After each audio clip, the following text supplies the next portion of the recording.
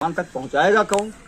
तो ये प्रश्न अलावा आनंद के दूसरा कोई नहीं पहुंचा सकता है। आनंद उनके प्रिय शिष्य थे और चचेरा भाई भी थे जी। आनंद के साथ में है भी। और देवदत्त उनका जो था वो फुफेरा भाई था। अच्छा। हाँ, देवदत्त जो था उनका फुफेरा भाई था और आनंद उनके सगा चचेरा भाई थे। अच्छा, आनंद सगा? आनंद सगा भाई थे। अच्छा। और ये फुफेरा भाई थे। आनंद जो थे वो अमित ऐसे कुछ नाम है, ये तो राजा सिद्धोधन के बेटे हैं, वो अमित सिद्धोधन के बेटे आनंद है। क्योंकि आनंद भगवान अकेले थे, अपने महामाया के साथ अकेले बेटे थे।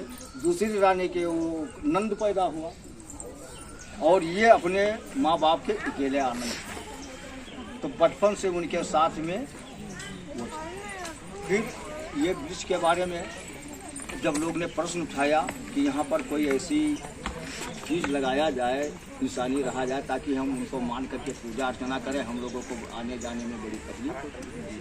तब आनंद ने भगवान से कहा, जब भाई एकत्र बैठे तो आनंद ने भगवान से कहा, तो भगवान ने यह प्रश्न भगवान से जब कहा तो बोले महामुगलियान को बोला। ये महामुगलियान एक बहुत महान जात के पंडित तो जरूर, लेकिन बहुत बिच्छू बहुत बड़ा वो था। आनंद को बुलाया गया, उनको महामुगलियान को बुलाया गया। तो बोले जिस बोध वृक्ष को बोध गया में हमको ज्ञान प्राप्त हुआ है, उसी के नीचे उसका शाखा ला करके यहाँ एक निशानी लगा, हम रहे या ना रहे, हम भी तन भी त्याग देंगे तो हमारा नाम रहेगा, यहाँ पर एक वृक्ष लगाया जाए। तो ये महामुगलियान के मतलब सलाह से तो महामुगलियान ने यहाँ वायुगति उनको भी ज्ञान प्राप्त हुआ। उन्होंने यहाँ से जाए वायुगति के रूप में जाकर के बोध गया पहुँचे और बोध गया पहुँचने के बाद रात 12 बजे के बाद सोने का पात्र लेकर के और बैठ गए। और यही जो गोदा है, सोने के पात्र में उनके 2 बीज गिरा। और फिर आकाशवाणी हुई कि अब आप जा सकते हैं, आपका मन्नत पूरा हो गया। उन्होंने देखा, आँख खोला और देखा तो उसने अपने रुमाल से ढका और वहाँ से वायु गति से आकर के यहाँ 36 घंटे के अंदर यहाँ पहुँच गया। भगवान के सामने रखा, बोले ठीक है।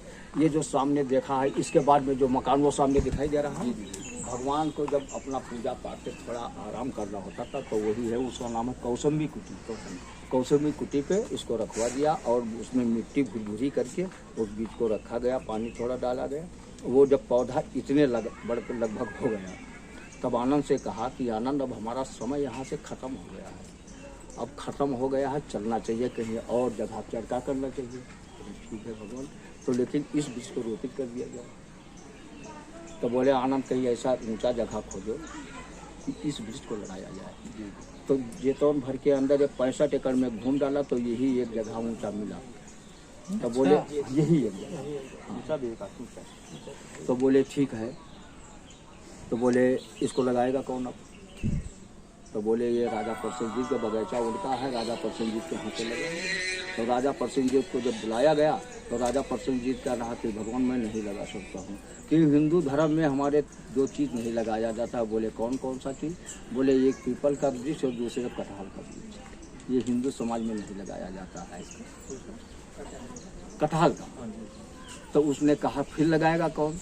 तो बोले भगवान अब आप जानो, और अगर हम लगा भी देते हैं तो हमारी 3 पीढ़ी के बाद में 4थी पीढ़ी नष्ट हो जाएगी, हम नहीं लगा पाएंगे। तो बोले फिर? तब आनंद से कहा गया। तो आनंद ने कहा कि देखो मैं तो पहले से बाल ब्रह्मचारी हूँ, ना मेरी शादी हुई है और ना मेरी शादी अब होने वाली है, ना मेरे कोई बाल बच्चे हैं, ये वृक्ष को हम नहीं लगा पाएंगे। तो बोले फिर कौन लगाएगा? तब आनंद ने फिर सलाह दिया कि ये वृक्ष उस आदमी से लगवाया जाए जिसने आपको स्वर्ण मुद्रा बिछा करके ये जेतौन 64 एकड़ का दान दिया है, ये उसके द्वारा लगवाया जाए, देखो क्या कहते हैं।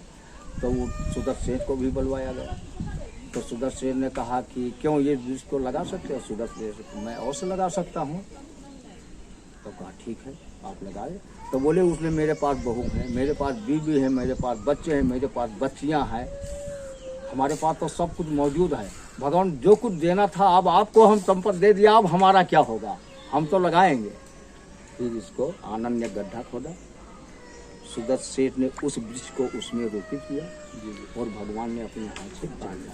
इसमें 3 लोग का हाथ है। क्या बात है, बहुत फिर यही पहला प्रथम पूजा 1 सप्ताह बैठ करके भगवान ने इसके नीचे पूजा किया और एकाएक 7 दिन में 7 की पूजा हो गया। तो फिर प्रथम पूजा पहला पूजा शरावस्ती में भगवान ने यही कहा है कि एवं में सुतन एकम समय भगवा सावस्त्यम विहरत जेतव ने अनाथ पिंडक से आ रहा तो खो है तरा देवता अब कंताय रख दिया। एक समय मैंने सुना है कि शरावस्ती में भगवान तथागत ने अनाथ पिंडक के लाए हुए द्वारा इसमें यानी बसाया गया या फिर इसका प्रथम हम लोग प्रणाम कैसे करते हैं, जैसे देहाती में कहते हैं पांडागी, फिर कहते हैं बंदगी साधु को लोगों को हम लोग बंदाम कहते हैं, बदनाम नहीं बंदाम बंदाम बंदाम चेत्यम सबम सब ठाने कुछ शारीरिक धात महाबोधि बुद्ध रूपम सकलम सदा यत्र मूले निसिन्नो सब बार विजयंका पतो सबत सत्ता वंदे तन बोध पायतम इमे हेते महाबोधि लोकनाथ कोट्य अहम ते नमः स्वामी बोध राजा मंगल हो भैया। लगभग ये कितना वर्ष पुराना होगा ये 26.5 ऐतिहासिक बता रहा है 26.5 वर्ष। बहुत अच्छा लगा, बहुत जानकारी मिली सर जी। जितना सही है या गलत है जितना